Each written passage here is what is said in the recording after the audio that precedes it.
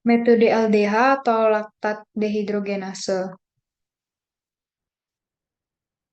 Nah, laktat dehidrogenase ini adalah suatu enzim intraseluler yang ada hampir di semua sel metabolisme dengan konsentrasi tertinggi yang dapat ditemukan itu pada hati, ginjal, otak, sel darah merah, dan juga otot rangka. Nah, kadar LDH yang meningkat ini dapat ditemukan pada infark miokard akut itu serangan jantung, CVA itu stroke, kemudian itu kanker, bisa kanker hati, kanker paru-paru, kanker tulang, kanker usus, kanker payudara, dan lain-lain. Kemudian ada ditemukan pada penyakit leukemia akut, infrak miokard pulmonal akut atau penyakit infak eh, paru akut itu, kemudian anemia, defisiensi asam folat, dan juga hepatitis akut, dan juga pada akibat pemakaian obat itu pada jenis obat narkotik seperti contohnya itu ada kodein, morfin, dan juga meripidin. Selanjutnya itu ada metode pengukuran LDH dengan cara enzimatik. Nah, untuk prinsip pengukurannya itu LDH mengkatalisis konversi piruvat itu menjadi laktat, kemudian NADH itu dioksidasi menjadi NAD+ di dalam proses ini. Nah, berkurangnya jumlah NADH itu secara langsung itu menggambarkan besarnya aktivitas LDH. Kemudian aktivitas LDH ini dapat diperiksa dengan menggunakan metode fluorometer dan juga kolorimeter. Nah, ini ada contoh alatnya yang fluorometer di sebelah kiri dan kolorimeter di sebelah kanan dengan menggunakan spektrofotometer. Nah, dengan pada metode kolorimeter ini yang diukur itu adalah jumlah perubahan konsentrasi NADH. Nah, hasil pengukuran itu dapat dinyatakan dengan unit per liter. Itu setara dengan mol per menit dari reaksi NADH per liter sampel yang diukur. Nah, kadar LDH normal itu berkisar antara 140 sampai 280 unit per liter.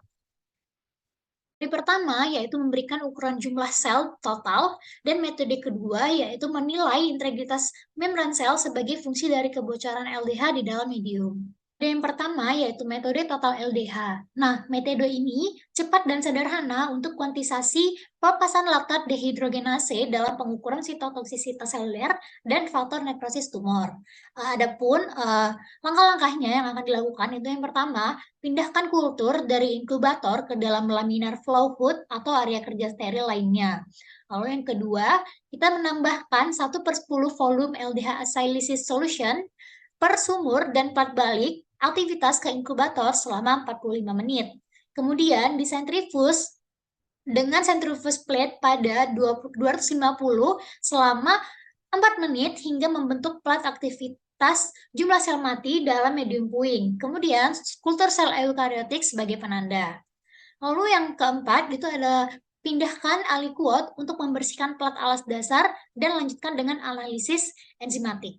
Yang kedua ada metode LDH release. Adapun langkah-langkah yang dilakukan adalah yang pertama itu pindahkan kultur dari inkubator ke dalam laminar flow hood atau area kerja steril lainnya.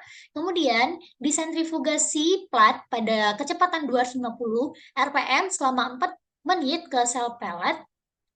Lalu yang terakhir itu dipindahkan aliquot untuk membersihkan plat alas datar dan dilanjutkan dengan analisis enzim. Metode tadi itu diakhiri dengan analisis enzimatik. Adapun langkah-langkah dari analisis enzimatik ini yaitu yang pertama kita menyiapkan campuran uji laktat LDH dengan mencampur larutan substrat uji LDH, lalu kemudian larutan pewarna uji LDH, dan persiapkan kofaktor uji LDH 1 kali. Nah, campuran uji ini disiapkan pada saat akan digunakan. Lalu yang kedua itu yaitu keluarkan sebagian dari media untuk pengujian. Nah, ini kira-kira setengah dari volume media kultur. Kemudian ditambahkan campuran uji yang sudah kita buat tadi ke setiap sampel dalam volume yang sama dengan 2 kali volume media yang dikeluarkan untuk pengujian. Lalu yang ketiga itu kita menutupi piring dengan bahan buram untuk melindungi plat multiwell dari cahaya. Bisa digunakan aluminium foil ataupun kotak. Kemudian kita inkubasi pada suhu kamar selama 20-30 menit. Nah, yang keempat itu ada penghentian reaksi. Nah, penghentian reaksi ini dapat dihentikan dengan menambahkan 1/10 volume HCl1N ke masing-masing well atau sumur. Lalu kemudian kita mengukur absorbasi secara spektrofotometri pada panjang gelombang 490 nanometer. Nah, ukur absorbansi latar belakang plat multiwell pada 690 nanometer dan kurangi nilai ini dari pengukuran panjang gelombang primer yaitu 490 nanometer. Lalu yang terakhir itu pengujian dalam multiwell. Plat multiwell dapat dibaca dalam pembacaan plat atau isi masing-masing sumur dapat dipindahkan ke kuvet dengan ukuran yang sesuai untuk pengukuran spektrofotometri.